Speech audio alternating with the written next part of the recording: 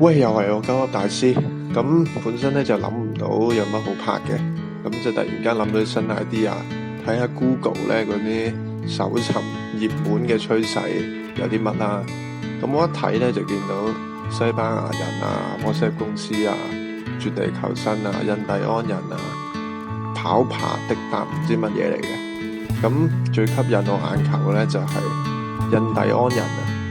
印第安人咧，我第一個感覺咧就諗，哇，一定係印度人嘅別名，你唔知乜嘢啦。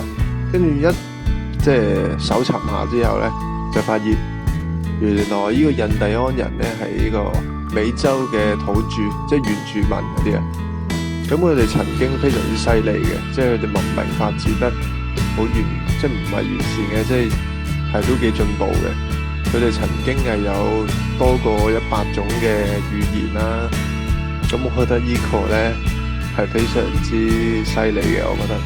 咁但係佢哋唔知點解呢，喺16世紀嗰陣時呢，俾美洲嗰啲歐洲殖民者呢，就大量咁奴役啦，同埋殺鬼晒嘅。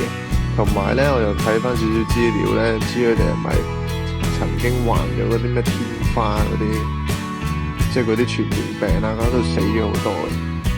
咁直到而家20世紀咧，咁就剩翻3000萬嘅印第安人嘅啫。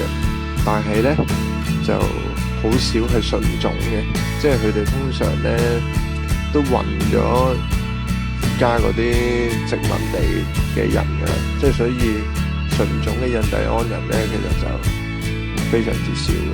咁我覺得呢個當係一個啟發點啦，大家再研究下咯。我覺得睇下呢啲唔同嘅嘢都幾有趣嘅。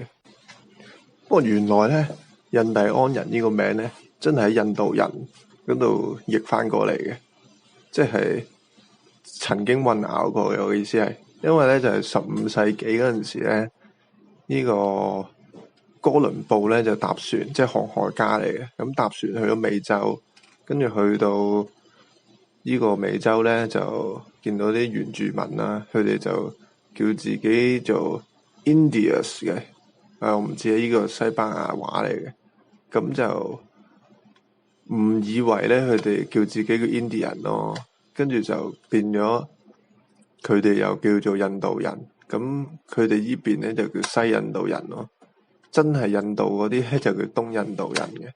咁之後咧就有即係社會進步啦，咁開始有啲翻譯咁樣，咁譯下咧，咁就費事混淆，咁就叫呢啲西印度人咧就變咗印第安人咯。即係個印第安人個名咧，原來都係印度翻嚟嘅。呢個我覺得幾好笑嘅。